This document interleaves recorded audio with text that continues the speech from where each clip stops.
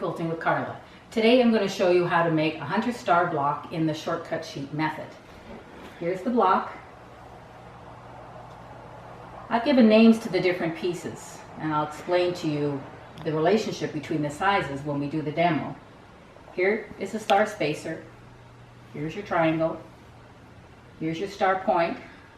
And up on top we have the triangle waist. I'm going to show you how to make this block using only a 24-inch quilting ruler. I'm a big supporter of use the tools you have. I'm even going to show you how to square up your block using your cutting mat and again your 24-inch quilting ruler. So let's get started. So, here we are, ready to make our little practice kit. This is a pattern that we designed for teachers when they're teaching about a 4-hour class. Students can cut their fabric, make their blocks, and get ready for the assembly easily in those 4 hours. The practice kit is a pattern, gives directions on how to make this size using two fabrics. The shortcut sheet itself, it gives you more background information, things that you need to know when you're planning your own Hunter Star quilt. So not only the instructions on how to make the block, but the relationship between the sizes. We'll talk about that more as I'm cutting my fabric. So let's get started. So it's a 2 fabric version. I have stacked my 2 fabrics. I have a light and a dark. First thing I'm going to do is line up my fold of my stacked fabrics on a straight edge right in front of me so I can see it clearly. Clear up this little edge a little bit. And cut my first cut, which is shown on my instructions, and it's going to be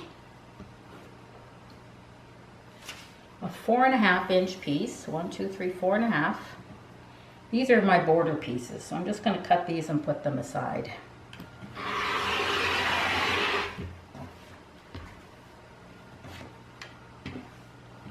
Then I'm going to turn the fabric. Again, I'm going to line it up on a straight edge. I'm going to clean up this edge to make sure it's straight. Just a hair more. So now I know I've got straight this way and straight along my bottom edge.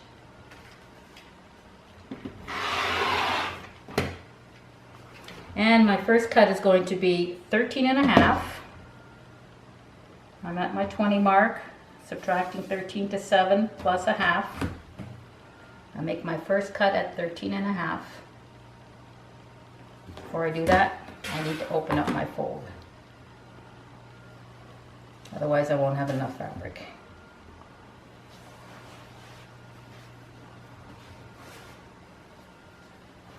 So the 13.5 is going to end up being a square, and this is what I used for my triangles. Remember we mentioned the solid triangles. Let me stack this. Measure 13.5. I'm at the 20 to 7 plus a half. So I'm actually at my 6.5 line on my cutting mat.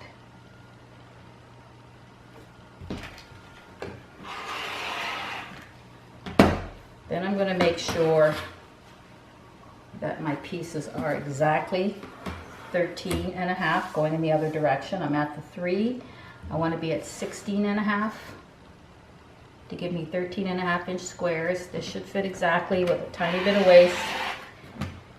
And then I'm going to cut on the diagonal in both directions, corner to corner, to make my triangles. So you'll notice that the outside edge of these triangles, the long edge, is going to be a non-bias edge. I'll explain to you why that's important later. Let's put these aside for now and cut the rest of our pieces.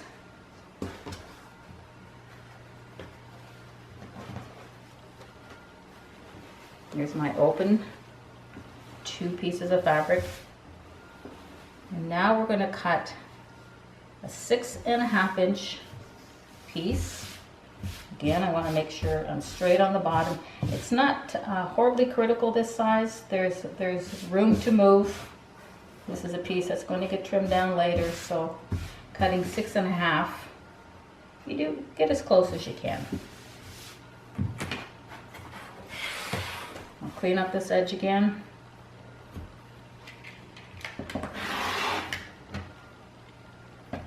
This time I'm on 22. Doesn't matter. Subtract 6. Brings me to 16 plus a half to the 15.5 mark. So now I have a 6.5 by approximately 13.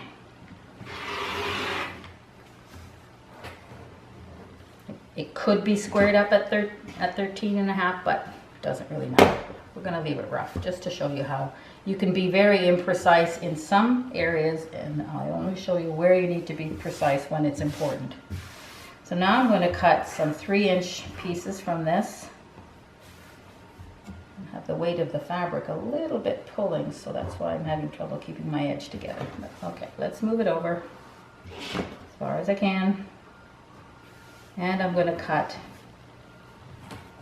6 3-inch pieces.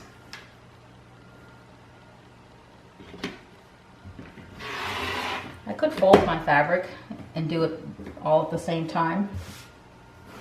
Let me cut 2 and then I'll fold for the other 3, and then you'll see how that works. I mean, I've regularly cut 8 layers without any difficulty. I've done 16. Let's fold this over. Cut 3.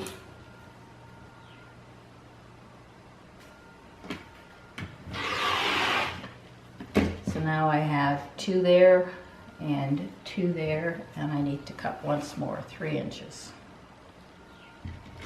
Now I have 6 pieces and I have a little bit of scrap. So let me keep the scrap for later.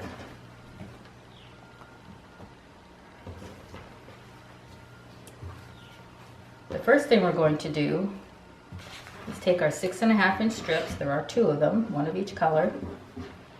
And we're going to sew the opposite color on the top and bottom edge. So I'm going to sew this one here,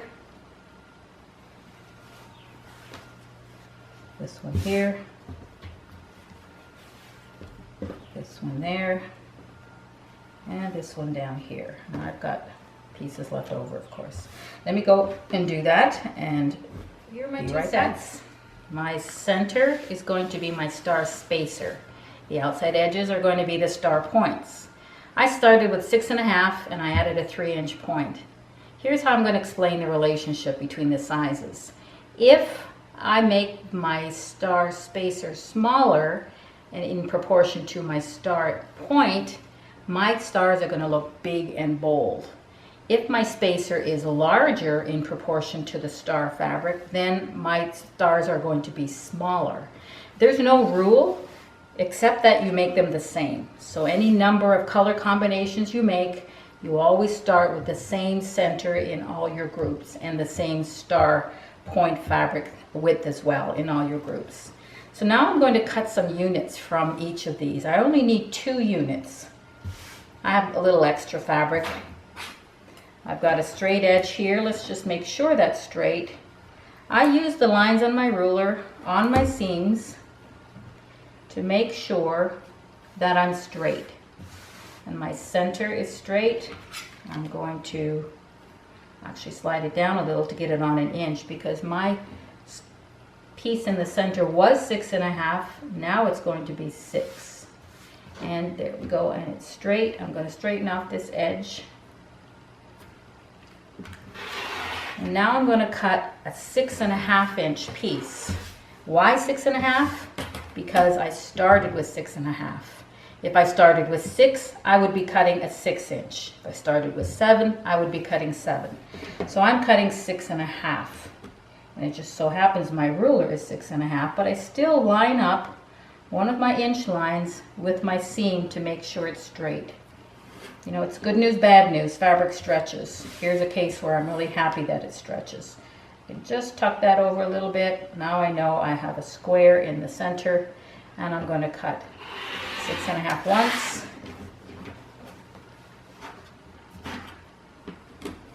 And 6.5 twice.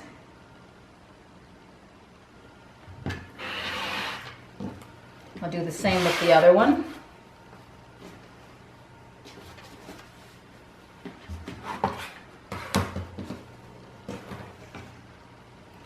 Clean up the edge, make sure it's straight using the angle, the straight lines on my ruler. So I'm not looking at my grid, I'm looking through the ruler at the lines to make sure that I'm absolutely straight before I clean up that edge. Now cut 6.5 inch. Again, line up that line. That means pulling it over just a hair, that's fine. My bottom edge is right where I cut it, and my seams are straight. Here's one.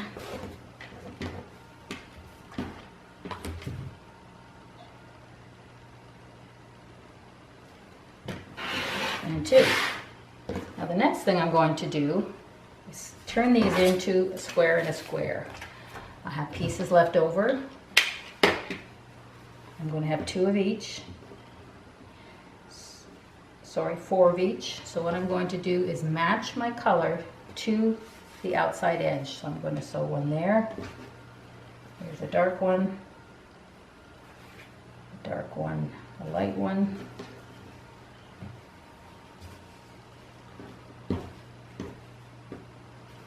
I'm matching these. These are the 2 for that piece and the 2 for this piece. Let me go and sew these, and I'll come back and show you how to cut this into. I now have 4 square and a square blocks. I don't need to square these up, but I am going to cut off the awkward sides. I'm just going to use my 24-inch ruler, line it up with my outside edge, and just trim those little tags off.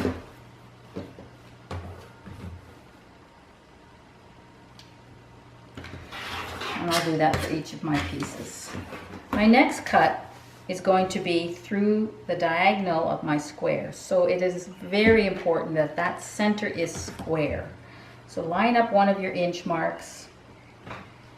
And my ruler happens to be 6.5, so I know it's coming in at this half mark, and there's my inch mark. So I know my center is square. My outside edges get trimmed away later anyway. So when I make this cut, I make sure that I'm going first through the absolute diameter of that inside square. And where it falls on the outside, I don't really care.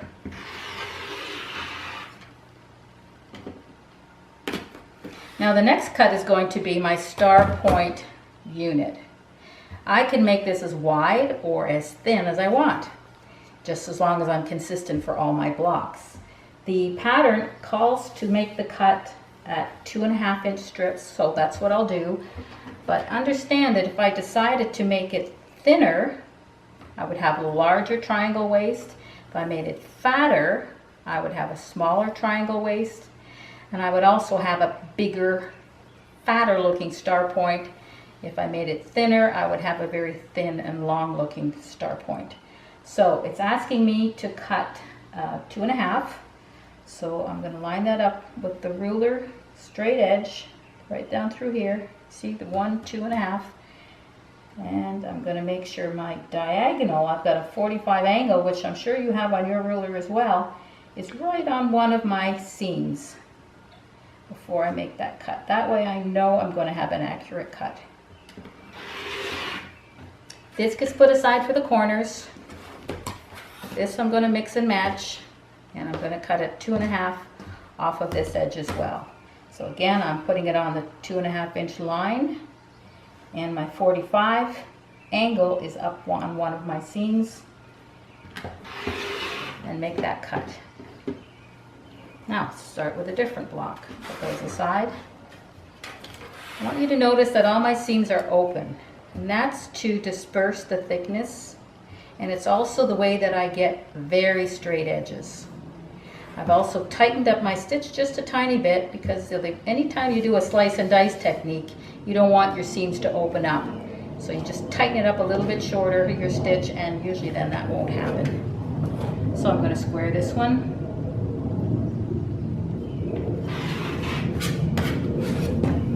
Not actually square, straightening, put it that way. It's not actually square, it doesn't matter.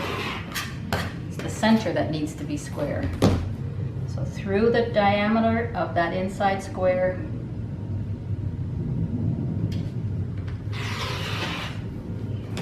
now cut 2.5 inches, putting the angle on one of my seams of my inside square.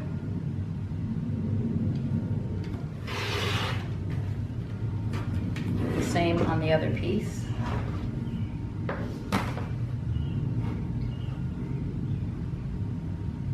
And we have these wonderful rulers and cutting mats that have all these lines and angles, and generally we don't pay much attention to them. But I'm a big supporter of use the tools you have, so that's what we're going to do. The last one, first straighten it out.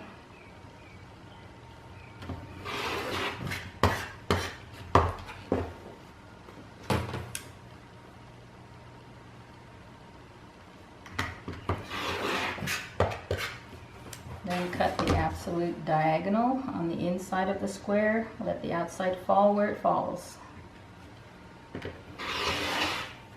And now 2.5 inches, lining up my angle with the seam.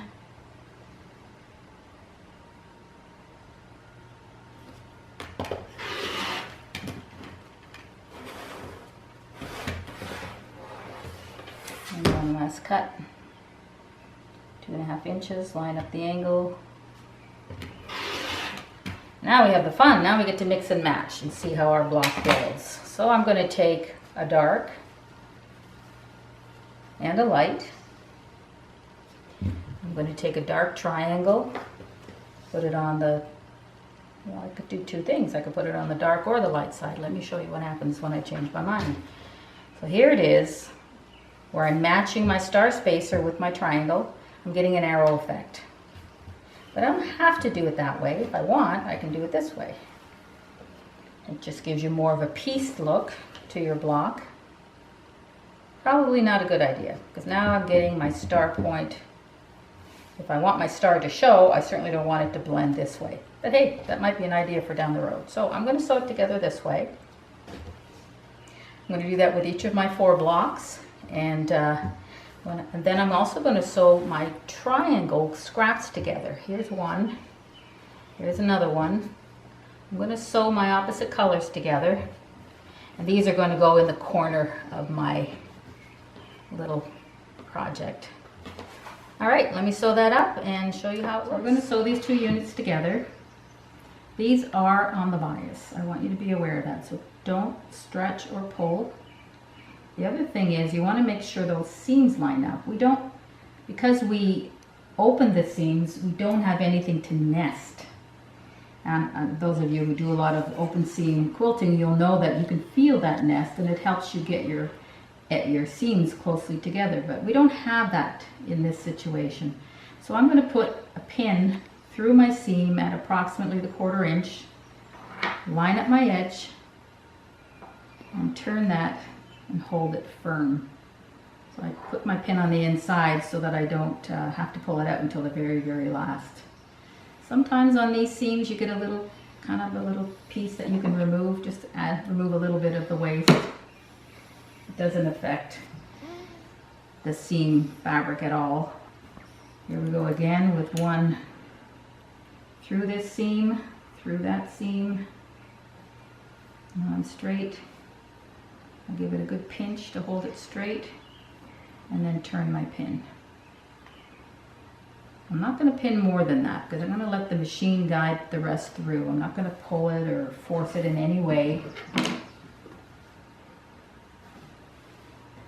I'm a big supporter of chain stitching because doing the same thing over and over again, the chances of making a mistake are certainly a lot less.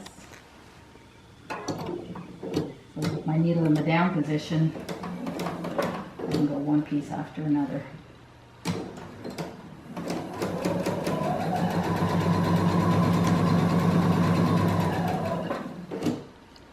And I wait till I get very, very close to the edge of my pin before I pull it out.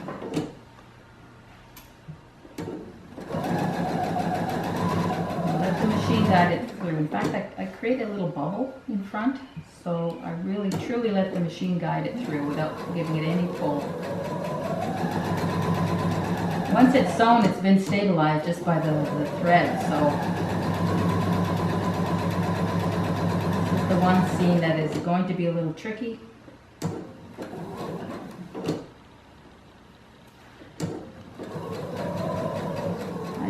Stiletto just to keep it right as close as I can, straight right up to the needle.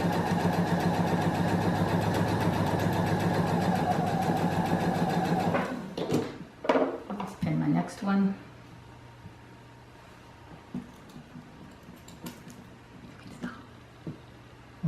And I'll just keep going till all these units are done, you know. I don't like to waste a lot of time, but from time to time it's critical, and this is one of those times. I really like using this stiletto. Gets me get that point right in.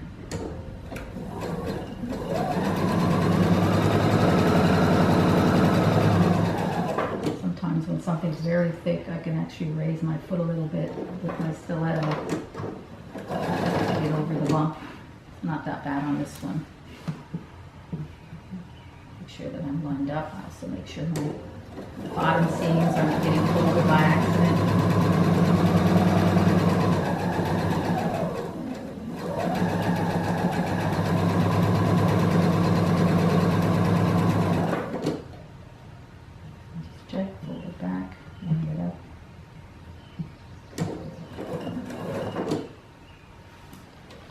Steady when I pull the pin out. And just over the thickness, I can push up my back of my foot.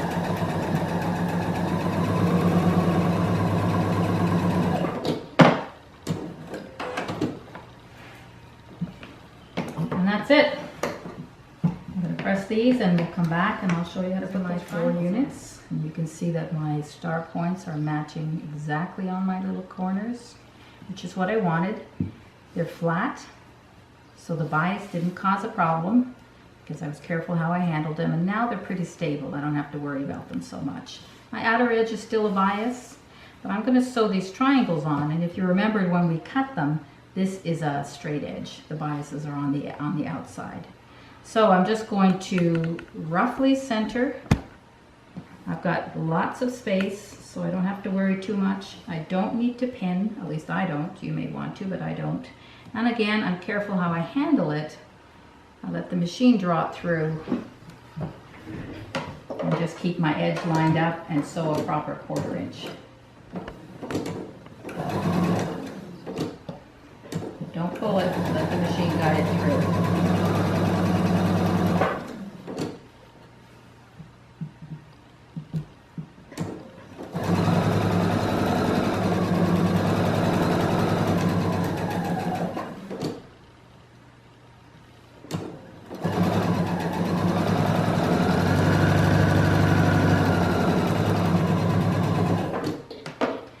Matching the color of the star spacer with the triangle.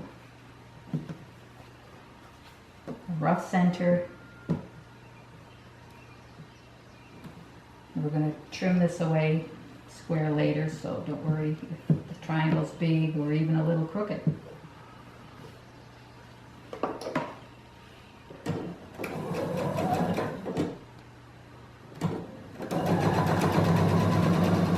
Press up these blocks. So I want to talk to you about setting your seams. For those of you who don't do that, this is really important. I'm going to set this one, and that means my seam is flat and I'm putting pressure and obviously heat on it. Now when I want to open it up, see how it almost stays flat already? And all I need to do is run my finger down into the fold and my iron right behind it, and I'm going to get a flat seam without any little creases. Flip it around, and then again this little iron gets right with the point right in the edge, and there's your flat seam. Watch what happens when I don't set my seam. See how I can't get it to go flat? Now when I want to press it, I'm not getting a clean feel to it or a clean fold. I'm taking more time to do it in order to make sure that I'm pressing flat. It's much easier to get a little fold in here when you don't set your seam. Now, the reason setting the seam works is sort of like when you're folding cardboard. You want to make a crease, not a cut, but a crease along the fold so that the cardboard knows where to fold and it gives you a straight edge. I mean, just practice with a piece of cardboard, you'll see what I mean. Run a dent on a straight line, then fold it, it'll just absolutely follow that line and give you a straight crease. If you don't do that, you're going to have a crooked crease. So this is what's happening here. The heat and the pressure is pushing the thread into the fabric so that it knows where to fold open. So if you do it right away, it works. Fabric, of course, relaxes back, so don't do all of your setting and then go back and do your pressing, because it will relax back to before it had that fold, that crease. So anyway, that's my theory. I don't know if that's in fact true, but it certainly seems to make sense, and it definitely does work. So you really do want to set your seams before you press them. And it's when you go to the side as well. It's not just when you're opening up your seams. It's just something that you should be in the habit of doing. So I'll finish pressing these, and then I'm going to show you how to square up using only a 24-inch quilting reel. So now we're going to square up this block. First thing I need to do is find my absolute center. Fold it this way. Put a pin through the point of these stars, right where the two stars meet, and also on the other side, right through where those star points meet. And I'm going to find my center just by a little bit of finger pressing with my nail to find where that center is, so I can see where that fold meets. There's my center of my block. Now on my cutting mat, I'm looking for an intersecting line on a 45. And I see that here on the 10-inch line, which is also on the 13-inch mark, I have an intersecting diagonal 45. Put my pin on that. Now swing my block around until the diagonal of my block sits on that 45 line. See it? And now I'm going to put something heavy on the corner because I don't want it to shift. And let's see what I'm going to be able to cut. Here's my center. If I look underneath my block, I'm getting to 5.5 quite easily, which gives me 11 inches. Let's see what I get in the other direction. I was on the 13. I'm going to move this a little bit. Here's the 13 is my center. But over in this direction, I'm getting 1, 2, 3, 4, 5.5 as well. So if I do a 5.5 cut on all sides from center, remember I'm measuring from center, I'm going to have an 11-inch block. The directions say I should have 10.5. So I have a choice. I can say cut to 10.5. I'm sure I have ample space. I could do that. So to cut to 10.5, I'm cutting 5.25 from each side. Does that make sense? 2 5.25 equals 10.5. So let's do that. I'm cutting this at 5.25 from my center line. Remember that was my 10-inch. I measure on my grid 1, 2, 3, 4, 5.25 and make that trim. And do that in both directions. My center was on the 13, 5.25 from 13. Just make sure that that's right. 1, 2, 3, 4, 5.25. I can line up my 1/4-inch line because I have that quarter marked on my ruler with the grid underneath and make the cut. So now I have 2 cut on a proper diagonal. All I need to do is spin it around, put it on the grid, any inch intersection, and now I know I'm going to cut 10.5, 5, 15.5. Pretty easy, isn't it? If you have a square up ruler and you prefer to use it, you certainly should. If you don't have a square up ruler, don't run out and buy one. 6, 16.5. Easy to do with the tools that you have. And here's the squared up block. So now I'm going to square them all up the same way, and then we'll come back and I'll show you how to lay out. We're almost ready to lay out our piece, but I just want to show you the trimming on the corner pieces. This is the size of the 2 triangle scraps sewn together with a square in the center. This is the width of our border. It's 4.5. So we need to trim these pieces down to 4.5. In a larger quilt, you're going to use these in a border in a different way, so there won't be so much waste, but I only have 4 of them, so I'm not too worried about it. I'm going to lay my border out with my dark meeting on the diagonal on the dark side and my light meeting on the light side. So it's really, because my borders are 4.5, I have to make my block 4.5. And I'm going to do that in the same way, using my grid on my cutting mat, finding my center by using a pin. There's other ways, and you might find a better way of doing this. This is what works for me, but certainly finding the center is the key part. How you do that is entirely up to you. Make sure that's straight, and just use my nails to make that fold so I can see my center, which is right there. And I'm going to put this on the same 10 mark on the diagonal, spin my block around, and now I'm going to cut to from the center 2¼ inches. My center line is on the 10. Here's my 1.5, 2¼ Let's see here, but 1, 2. I want to line that 1/4 inch up with the line of the ruler. So now here's my center, 1, 2¼ Always check, check, check, check. And the same thing on the top edge, from center, 2¼ I was at 13, now I'm at 15¼ that's right. And now so here we have our finished blocks. My corners have all been squared up. The blocks are all squared to 10.5, and I have the 4.5 inch pieces for the borders. This is how I'm going to lay it out. Start with a square. I want the star point in the center.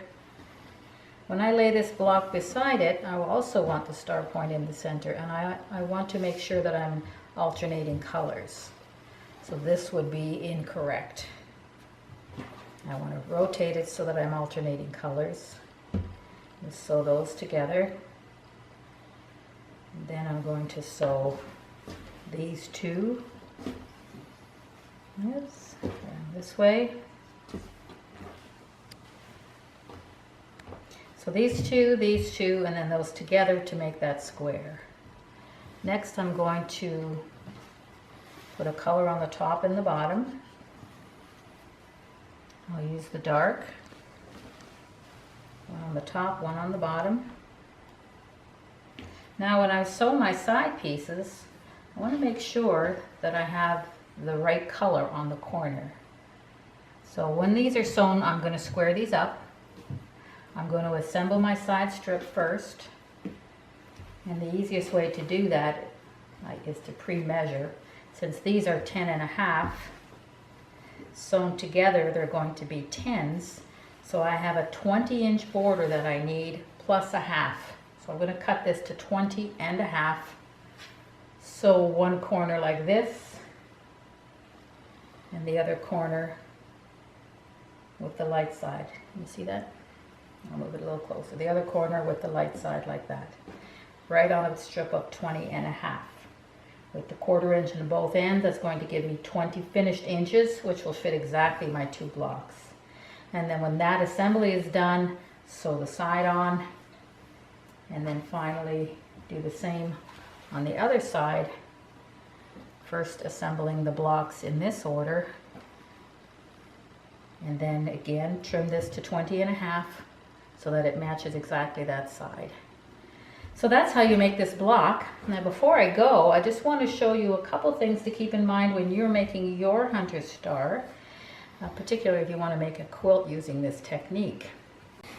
So here we have the 2 versions. This is the 2 color, and this is actually 8 fabrics, although the star points all look very similar. I want to point out something you may or may not have already noticed. There are going to be seams in some of the star points, every second one. You can't really see it. That's because this is a shortcut sheet technique. There's a bit of a compromise, but what you get instead of no seams in your points, what you get is absolute flexibility in how you want to make your own quilts.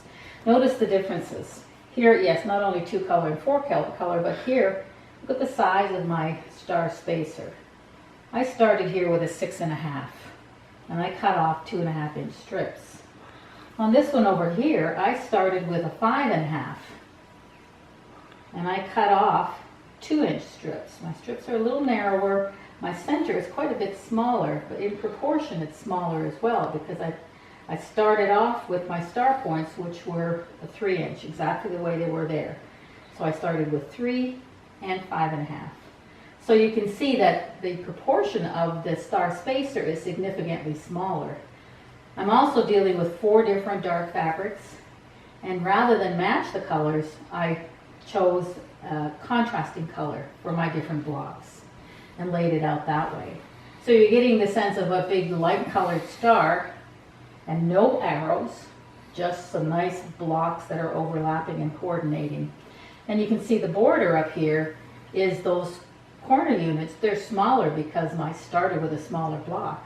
Sew them together, flipped around, and make a really nice border. This is a pattern called Celebrating Stars. It's available on our website, and it uses exactly 8 yards with hardly any waste. So listen, have a lot of fun with this Hunter Star pattern. I think you'll see that it's very, very easy using this technique.